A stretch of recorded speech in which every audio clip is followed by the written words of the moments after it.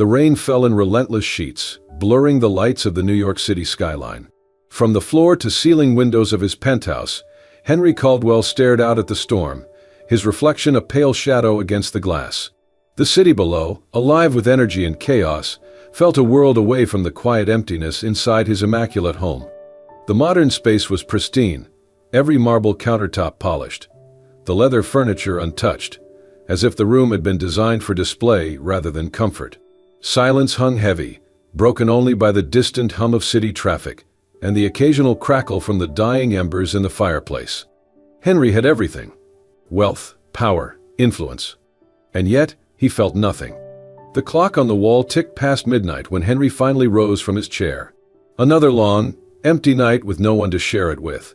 The ache in his chest wasn't physical, but it was familiar, a dull, hollow weight he had carried since betrayal had shattered his trust years ago. He grabbed his coat and keys, deciding to take a late-night drive through the rain. Anything to escape the walls closing in around him. The streets were nearly deserted, rain pelting the sidewalks in shimmering waves. As Henry's sleek black car pulled into the underground parking garage beneath his building, a shadow caught his eye near the entrance to the alleyway. At first he thought it was a pile of discarded clothes left in the rain, but as his headlights swept over the figure, he realized. It was a person. A young woman, curled against the damp brick wall, knees drawn to her chest, her body trembling beneath a soaked, oversized hoodie. Henry's stomach tightened. He killed the engine and sat for a moment, debating. He didn't get involved. Ever. But something about the way she hugged herself, the way her face was hidden in her arms, it felt wrong to just drive away. Stepping out, the rain hit him like a cold slap, soaking his hair in seconds. His shoes splashed through puddles as he approached the alley cautiously. "Hey," he called out, voice firm but not unkind. The girl startled, shrinking further into the shadows. "I'm not going to hurt you," Henry added quickly, hands raised in a gesture of peace.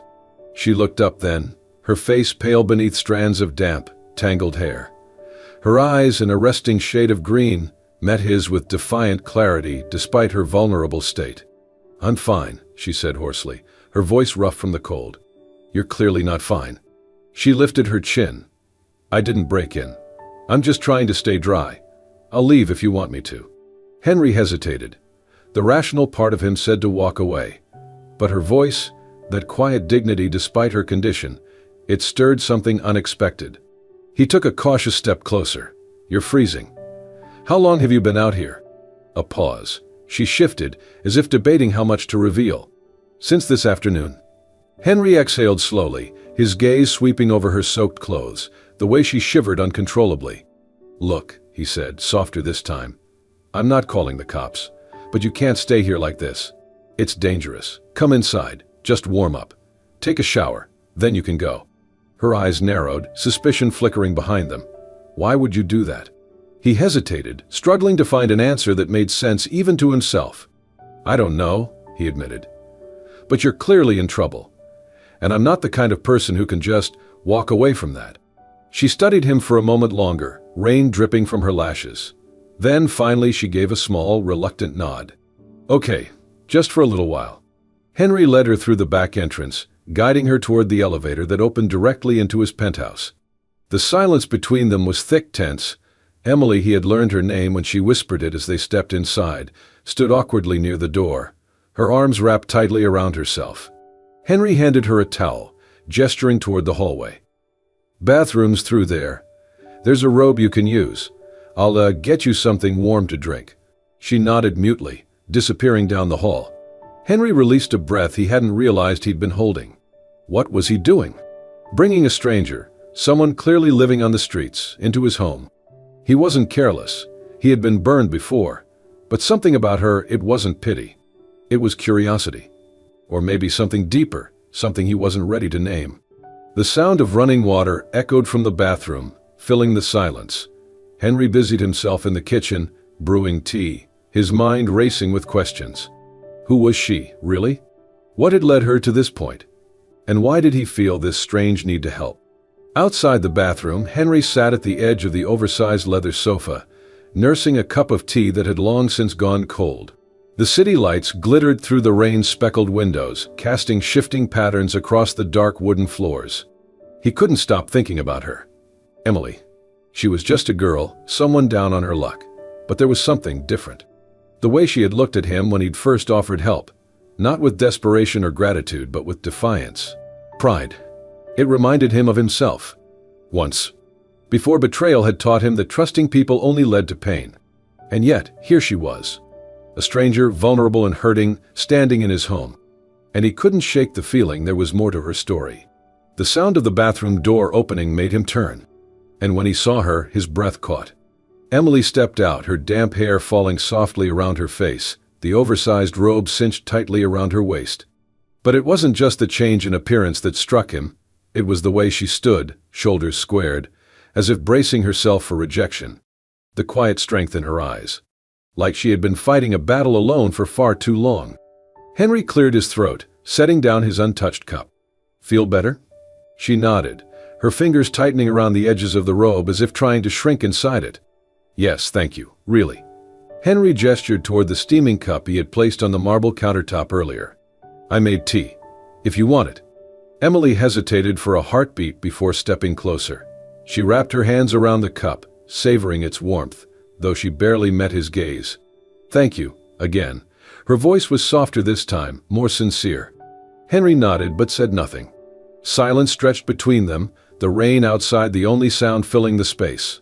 Finally, Emily shifted, placing the cup back down. "I should go," she said quietly, already glancing toward the door. "You've done more than enough. I don't want to impose." Henry blinked, caught off guard. She wanted to leave. Wait. The word was out before he could stop it. Emily paused, frowning slightly as she turned back toward him. Henry exhaled, running a hand through his hair, unsure why he felt so compelled to stop her. "You don't have anywhere to go, do you?" Her lips parted as if she wanted to argue, but she didn't. Instead, her gaze dropped, her fingers clenching around the fabric of the robe. "No, but that's not your problem. I can figure it out." Henry shook his head, the tension inside him growing. "This city? In the middle of the night? That's not safe. I can handle myself." Her voice was calm, but the slight tremble in it betrayed her. Henry could see the exhaustion in her face now, the way her shoulders sagged despite her defiant words. "Stay," he said firmly, softer this time. "At least for tonight. It's just one night. You can leave in the morning if you want." Emily hesitated, searching his face as if trying to decipher his motives. "Why are you being so nice to me?" she whispered. Henry's chest tightened. Because no one was kind when he needed it most. Because he knew what it felt like to be lost. Because, despite everything, he didn't want her to leave. But he didn't say any of that. Instead, he shrugged, masking his emotion behind that same detached exterior. Everyone deserves a safe place to sleep. Emily swallowed hard, the walls she had built threatening to crumble just a little. She wanted to say no. She wanted to run. But the warmth of the tea lingered in her hands, and the storm outside raged on. Finally, she nodded. "Okay, just tonight." Henry nodded back. He pointed toward the guest room down the hall. "There are fresh towels and blankets. If you need anything, I'll be out here." Emily murmured a quiet thank you and disappeared into the guest room, closing the door softly behind her. Henry exhaled, sinking back onto the couch, the tension still knotted tight in his chest. What was he doing? She was just a stranger, a homeless girl who needed help. But when he closed his eyes, all he could see was the way she had looked at him, like someone afraid to be seen yet desperate to be understood. And he couldn't shake the feeling that she wasn't just passing through his life. She was about to change it forever. The morning sunlight filtered through the floor-to-ceiling windows of Henry's penthouse, casting a golden glow over the sleek surfaces. The rain from the night before had cleared, leaving the city skyline sparkling in the distance. The scent of freshly brewed coffee mingled with the warmth of toast and eggs sizzling on the stovetop. Henry stood at the kitchen island, quietly preparing breakfast while his thoughts churned. She stayed. He hadn't expected her to. Emily had barely spoken since he offered her a place to stay the night before. She had disappeared into the guest room and closed the door. And for hours he had wondered if she'd simply vanish by morning. But here she was, stepping cautiously out of the hallway, her damp hair braided, still wearing the oversized robe he had offered her. She looked different. Not just cleaner but softer somehow, less guarded. And yet there was still something hidden behind her eyes. "Good morning," Henry said, keeping his voice calm as she hesitated near the table. Morning. Emily's voice was quiet, cautious. He gestured toward the plate he'd just set down. I made breakfast. If you're hungry. She blinked, clearly surprised. You didn't have to do that. Henry shrugged. You need to eat. Sit. Reluctantly, she lowered herself into the chair, her fingers tracing the edge of the napkin like she wasn't used to such comfort. They ate in near silence, the clinking of forks against plates the only sound between them. Henry stole glances at her, waiting for her to speak. Finally, he broke the quiet. You stayed. I wasn't sure you would. Emily looked down at her plate. I almost didn't. Henry nodded slowly, setting down his fork. But you did. She met his gaze then, her expression softer but still wary. I didn't have anywhere else to go, she admitted, voice tinged with quiet honesty. Henry nodded, leaning back in his chair. Do you have anywhere to go, I mean? Family? Friends? Emily's eyes dropped again, her fingers curling slightly. I used to, she whispered. Silence stretched between them again, heavier this time. Henry felt the urge to press for more but resisted. She wasn't ready. But the curiosity gnawed at him. Who was she? As Emily finished the last bite of toast, Henry collected their plates and set them in the sink. You can stay longer if you need to, he offered quietly, without turning around. When he glanced back, she looked genuinely taken aback. I don't want to be a burden, she replied. You're not. The words hung there, a little too honest, a little too vulnerable. Later that morning, as Henry worked from his home office, he found his mind drifting back to Emily. She was still in the guest room, quiet. Too quiet. He stood, curiosity pulling him down the hallway. The door was ajar, and for a moment he hesitated. But then, through the crack, he saw her. Emily stood by the large painting on the far wall, an original piece by a renowned artist. The artwork was worth more than most people made in a year. And she wasn't just looking. She was tracing her fingertips over the delicate frame, her head tilted as if memorizing every detail. Henry's stomach tightened. Was she planning something? Don't be stupid, Henry. But old wounds whispered in his mind. People always want something. Trust gets you hurt. He stepped into the room, his voice sharper than intended. What are you doing? Emily jumped, spinning around. I'm sorry. I wasn't touching it. I just. Henry folded his arms, brow furrowing. It's expensive. You were looking pretty closely. Hurt flashed across her face. Do you think I'm here to steal from you? Silence. Henry shifted uncomfortably, but didn't answer. Emily straightened, her voice trembling but steady.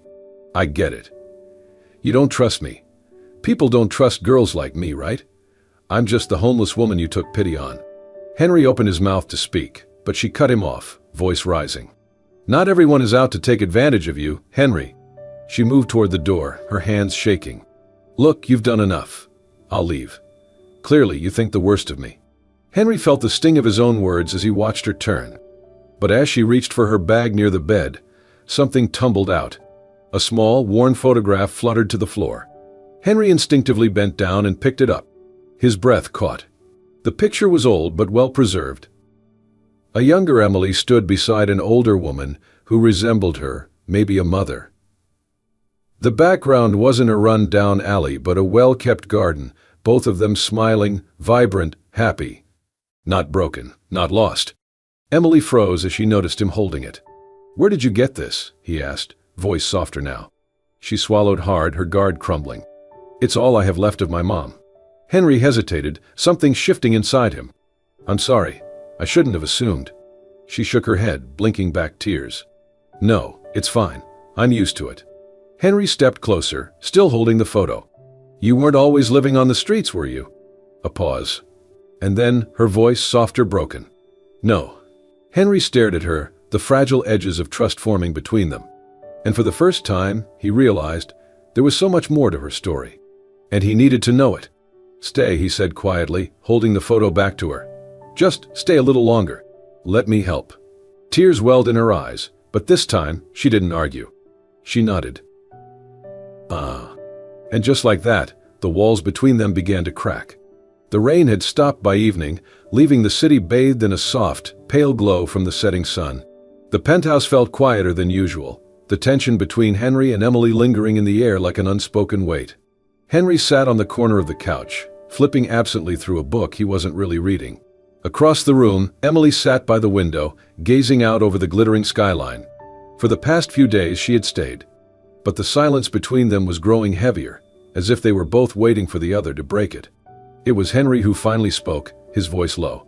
"You don't have to keep staying if you don't want to. I don't want you to feel trapped here." Emily turned, her expression softer now. "I know. I don't really have anywhere else right now." A beat passed before she added quietly, "But I appreciate what you've done for me. No one else has." Henry nodded, his fingers tightening around the book. The vulnerability in her voice stirred something deep within him. Later that evening, they sat together at the kitchen island, the glow of the city casting shadows across the marble countertops. The quiet tension lingered, but something had shifted. Henry poured 2 cups of tea and finally broke the silence. "You asked why I don't trust people." Emily looked up, surprised by his sudden honesty. He stared into his cup, his voice quiet but steady. "I wasn't always like this. I used to believe the best in people, thought I could help everyone, make a difference. But then..." His jaw tightened. "My best friend, and the woman I was engaged to," he exhaled, as if forcing the words out. "They were working together, stole from me. Not just money. They almost destroyed everything I built. The company, my reputation, everything." Emily's eyes softened. He had seemed untouchable when she first met him, but now he felt human. "I'm so sorry," she whispered. Henry shrugged, his expression guarded once more. "Since then, I've kept people at a distance. It's easier, safer." He looked up, meeting her gaze. "But I don't want to be like that anymore." Silence settled again, heavier this time, as if his confession had shifted something unspoken between them. Finally, Emily inhaled deeply, as if gathering courage. "I wasn't always like this either," she began, her voice barely above a whisper. Henry leaned closer, listening intently. "My mom, she was everything to me. Strong, kind. She worked so hard just to give me a shot at life. But when she got sick, everything changed." Her voice cracked, but she continued. "I left college early to take care of her. I tried to juggle it all, work, medical bills, but it wasn't enough. When she passed, she looked away, blinking back tears. I was alone, and everything we had fell apart. The house, my job, I just lost control." Henry watched her closely, his heart tightening at the pain in her voice. She wasn't just surviving, she had been fighting for so long. Henry spoke gently. "You never told me what you were doing before all this." Emily managed a faint, bitter smile. "I was trying to start a small bakery. It was my dream, but I was in over my head. Too many loans. And when my mom got sick, I had to let it go. Lost everything. And once you're down like that, it feels impossible to climb back up." Henry was silent for a moment, then set his tea down. "You don't have to stay down, you know." Emily blinked, surprised by his words. "You're stronger than you think," he continued, his voice firmer now. "You kept going when most people would have given up. That says something."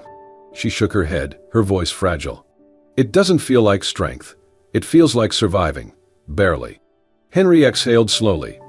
"Surviving is strength, and you have it, Emily, whether you see it or not." In the days that followed, something shifted. Henry began leaving small books on the coffee table, self-help guides, business journals, even a few novels he thought she might enjoy. At first, Emily was hesitant, but eventually he caught her reading late into the night, absorbed in the words. He started encouraging her to consider job options, even printing out a list of nearby places hiring. And when he mentioned her dream of baking, she hesitated, but there was a spark in her eyes he hadn't seen before. They were healing, together. But trust was still fragile, and cracks were beginning to show. One afternoon, Henry received a call. The screen flashed a name he hadn't seen in years, Michael Green. His former business partner. The one who had betrayed him. Henry's hand clenched around the phone, his pulse quickening. He hesitated before answering, his voice cold. "What do you want?" Michael's voice was smooth, too smooth. "Just heard you've been keeping some interesting company lately. Figured I'd check in.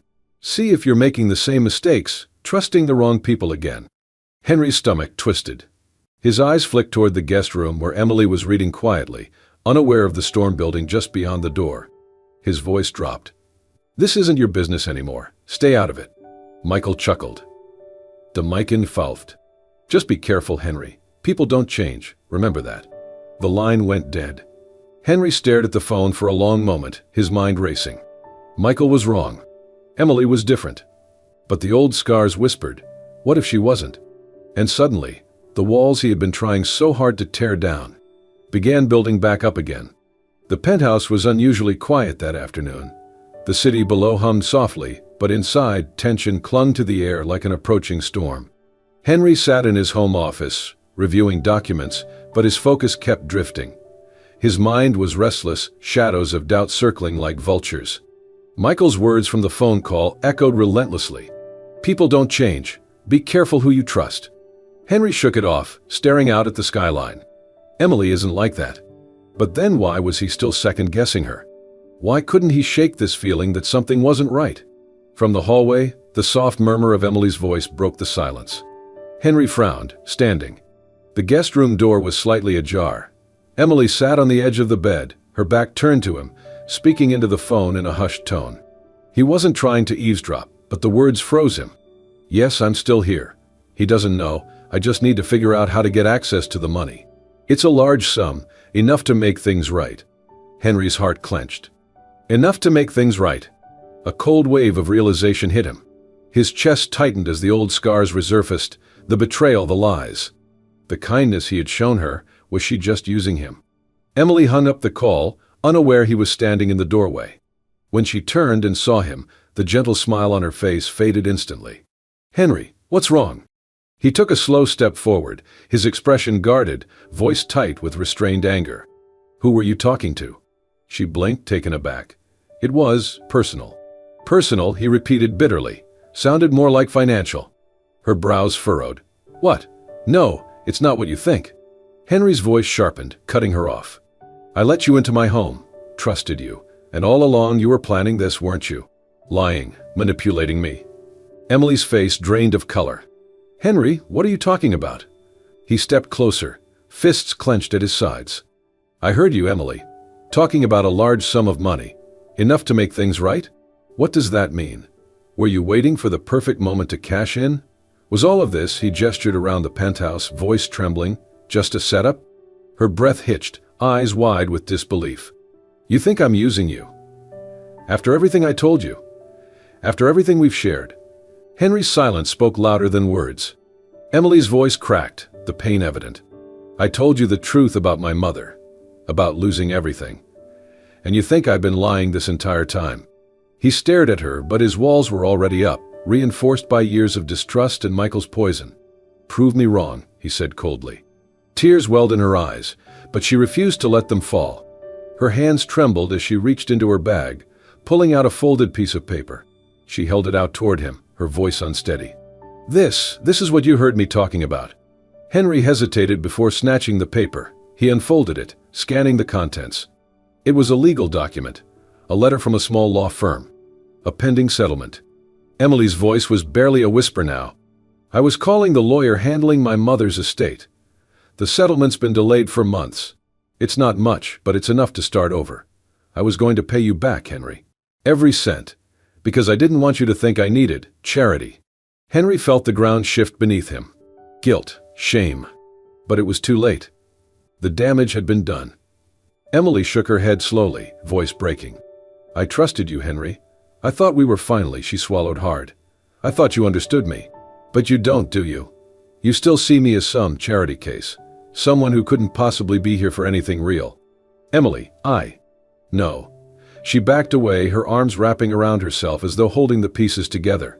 "I opened up to you. I let you see parts of me I don't show anyone. And you," her voice cracked, "you saw me as a liar, just like everyone else." Henry felt like the air had been knocked from his lungs. "Emily, wait." But she was already moving, grabbing her worn bag, heading for the door. The rain had started again, soft and cold against the windows. Henry stood frozen as the door shut behind her with a hollow click. The echo lingered far longer than it should have. And in that silence, all he could think was, "I've just lost her." Several weeks later, the city felt colder without her. Henry stood at the massive windows of his penthouse, the same view he had once found so captivating, so powerful. Now it felt empty. The rain had returned, streaking the glass in thin lines, blurring the skyline he once admired. But none of it mattered. Not the wealth, not the success. He had pushed her away. And now she was gone. The memory haunted him. The look in her eyes when she had held out the settlement letter. The way her voice had cracked when she asked if he thought she was just another liar. And he had doubted her. He had allowed his past to blind him. And for weeks, regret had gnawed at him. He had tried calling. No answer. He had visited the few shelters he could think of. Nothing. And every night, the silence of his penthouse felt heavier. Until tonight. Tonight, something had to change. Redemption begins. The call came unexpectedly. Henry had been scrolling through old messages, his mind spiraling deeper into regret when his assistant Carol called. "Sir, I think I found her." Henry's heart jolted. "Where?" "St. Mark's Shelter. She's been volunteering there every evening, helping women get back on their feet." Henry felt his breath catch. Even after everything, she was still helping others. The shelter was a modest brick building tucked into a quiet neighborhood. No luxury. No shine. Just a safe space for those in need. Henry's car felt out of place as he pulled up, the sleek black exterior glistening under the drizzle. He hesitated at the door, the knot in his chest tightening. But he had to do this. Inside, the scent of warm food and clean linen lingered. Soft voices echoed from the common room where a group of women were folding donated clothes and chatting quietly. And then he saw her. Emily. She sat cross-legged on the floor, surrounded by a few young women, gently explaining how to fill out job applications. Her face was tired but calm, her hair pulled back into a loose braid. But the light, the spark he remembered, seemed dimmer now. And it was his fault. She hadn't seen him yet. Henry swallowed hard, his heart thudding painfully as he stepped forward. "Emily." She looked up. For a heartbeat, the room seemed to freeze. Her lips parted, surprise flashing across her face, but it was quickly replaced by caution. The warmth she had once shown him was gone, replaced with walls he had built himself. Henry took a breath, voice low. "Can we talk, please?" They stepped into a quiet corner of the shelter. Rain tapped softly against the windows. Henry searched for the right words, feeling more vulnerable than he had in years. "Emily, I was wrong." She crossed her arms, her gaze guarded. "I know." The softness of her voice broke him more than anger ever could. "I let my past cloud my judgment. I accused you of things that weren't true. And I'm sorry. I was scared. Of getting hurt. Of being vulnerable. But that's no excuse for how I treated you." Her eyes shimmered, but she held firm. "You didn't just doubt me, Henry. You doubted who I am. I trusted you. I opened up to you, and you still saw me as someone you needed to protect yourself from." Henry nodded, his throat tight. "I know. And I hate that I made you feel that way." He took a step closer, voice breaking. "You've been through so much, Emily. And yet you're here, helping people, fighting for others when you're still healing yourself. That's strength. That's courage. And I finally understand, it's not your struggles that define you. It's your heart. And I see it now. I don't care about your past or your pain. I care about you." Tears welled in her eyes, but she shook her head. "Henry, I need more than words. I need trust. I can't be with someone who questions me every time things get hard." He nodded, swallowing the lump in his throat. "You're right. I need to do better. I will do better. If you give me the chance." Silence. And then, her hand reached for his, tentative but real. "I'm scared too," she whispered. Henry brushed his thumb over her knuckles, his voice steady. "Then we can be scared together." Weeks later, a new beginning. The sun beamed brightly over the small building with the newly painted sign. The Rosewood Center for Women. It was everything Emily had once dreamed of. A safe space where women like her, women who had been abandoned, struggling, lost, could rebuild their lives. And Henry had made sure it wasn't just a donation. He had partnered with her, encouraging her to lead the project while he handled the financial backing quietly from the sidelines. This was her dream. And today it had come true. Emily stood by the entrance, smiling as the first group of women walked through the doors. Henry approached quietly, watching her from a distance before finally stepping beside her. She looked up, her smile soft and genuine. "You did this," she whispered. He shook his head. "No, we did this." They stood there, hand in hand, watching as the women inside began their journeys toward healing. The past wasn't forgotten, but together, they were building something stronger, something real. And so, Henry and Emily's story reminds us that love isn't just about wealth or appearances, it's about trust, forgiveness, and seeing the true strength within each other. If this heartfelt journey touched you, don't forget to like, comment, and share this video with someone who needs a reminder of the power of compassion. And for more inspiring stories that warm the heart and restore faith in humanity, be sure to subscribe to Soul-Stirring Stories. Thank you for watching, and we'll see you next time for another unforgettable story.